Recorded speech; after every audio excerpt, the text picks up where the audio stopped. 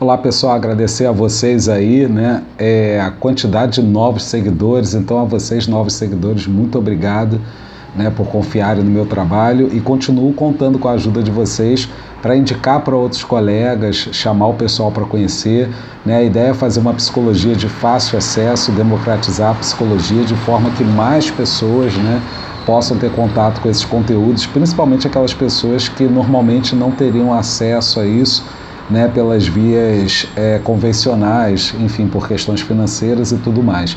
Vou aproveitar então também para fazer hoje um IGTV aqui para vocês, falando um pouco sobre como manter a terapia online, né, e recursos que a gente pode fazer quando o paciente se demonstra resistente a esse novo modelo de terapia, né? Então, uma proposta aqui, por exemplo, é o que eu estou trabalhando com uma paciente minha que está no episódio depressivo e que por conta desse momento piorou muito, né?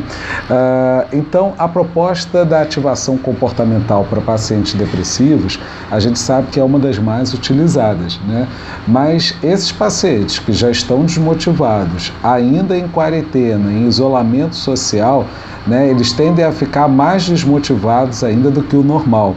Então não basta simplesmente você passar o diário de atividades para eles, né? Você tem que prepará-los para que eles tenham condições de fazer esse diário de atividades, né? Então eu separei aqui, né, o que eu trabalhei com uma paciente hoje, que foi um trabalho bem interessante, né? A primeira coisa que a gente tem que fazer é identificar os pensamentos automáticos resistentes dessa pessoa. Não adianta você querer fazer ativação comportamental se a pessoa está com uma série de crenças, de cognições de fundo, dizendo para ela que ela não vai conseguir, ou que não vai adiantar, ou seja lá o que for o tipo de cognição, de erro, né, cognitivo que ela esteja cometendo.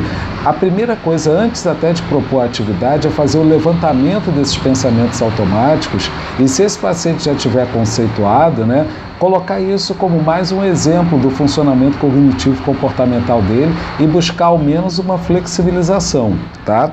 Depois, óbvio, né, a gente vai fazer a reestruturação, buscando não necessariamente a reestruturação, se reestruturar tanto melhor, mas se a gente pelo menos conseguir um pensamento alternativo, uma flexibilização, ótimo. E aí a gente pode fazer um cartão de enfrentamento para fazer junto com a técnica do diário de atividades, né, deixar um cartão de enfrentamento com essa produção que foi feita na própria sessão, tá? Aí, a partir da confecção desse cartão de enfrentamento, a gente faz a verificação do humor, né? Como é que o paciente se sente com relação a isso, quantos por cento, de 0 a 100%, ele acredita naquilo que está escrito e flexibilizado ou reestruturado no cartão de enfrentamento que você construiu com relação, né, à confecção do diário de atividades, dessa tarefa que você está propondo, né? Lembrando também de trabalhar com o princípio da aprendizagem sem erro, ou seja, para propor essa tarefa, você tem que negociar com o paciente, assim, dizer para ele, olha, o ideal seria esse, mas qual é o real? Vamos trabalhar com a realidade. Você consegue estruturar tudo, né, fazer um planejamento de atividades de hoje até a próxima sessão? Provavelmente esse paciente não vai conseguir. E a gente tomar o cuidado também para não trocar, né, uma ansiedade por outra, né? Agora, só porque está em casa, tem que dar conta de fazer de tudo, de assistir todas as lives, de arrumar todas as gavetas, de ligar para todos os parentes. Então temos que trabalhar com o princípio da aprendizagem sem erro, para a atividade poder dar certo, tá?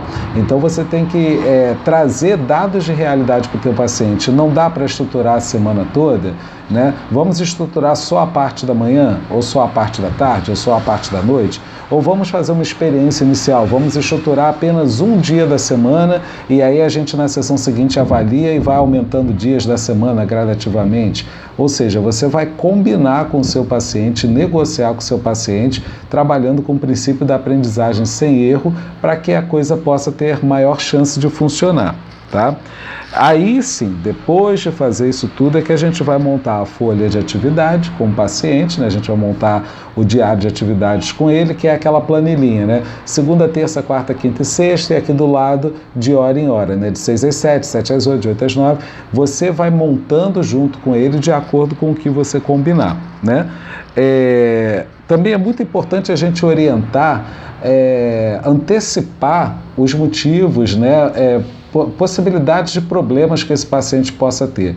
Um problema muito comum é eles não conseguirem fazer uma atividade e aí eles desistem do todo. Você já orienta que isso é esperado, principalmente por conta do quadro dele e tudo mais, né? E que se isso acontecer, ele não dê importância, né?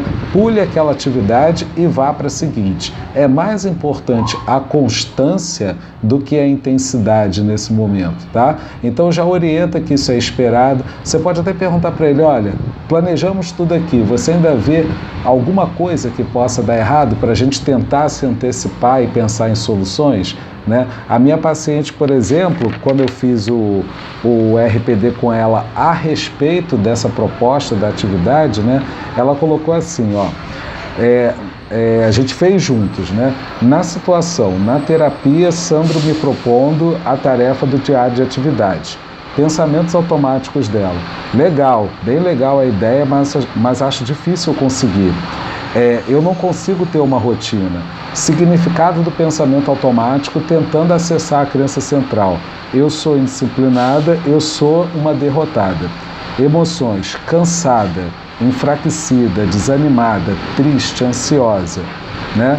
Comportamento: procrastino, me afundo, né? Mas depois faço os novos planos, me forçando a acreditar que eu vou conseguir. Quer dizer, essa pessoa, eu propus a atividade para ela, né? Ela me informa isso aqui. É óbvio que ela não vai conseguir fazer a atividade. Aí eu fiz esse processo todo que eu falei anteriormente com vocês e refiz no final da sessão um RPD para verificar. E aí, na terapia, situação, né? Na terapia, depois que o Sandro me explicou o meu funcionamento através da conceituação, né? Pode ser que dê certo, pensamentos automáticos, pode ser que dê certo. Sempre tentei coisas difíceis, sempre tracei rotinas incompatíveis para o meu momento de vida e para o meu estado psicológico. Aí uma emoção que não apareceu no primeiro registro apareceu agora, esperança, 50%. Mas as outras emoções ainda permaneceram lá, ó. Cansada. No primeiro RPD tinha dado 70% cansada, aqui ela já relata 30%.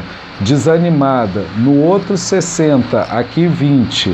Triste, no outro tinha dado 70%, nesse agora deu 50%.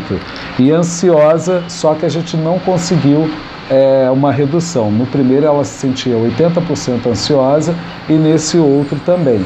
Ela ainda conseguia, mas entrou a esperança e todos os outros estados emocionais sofreram bastante impacto positivo.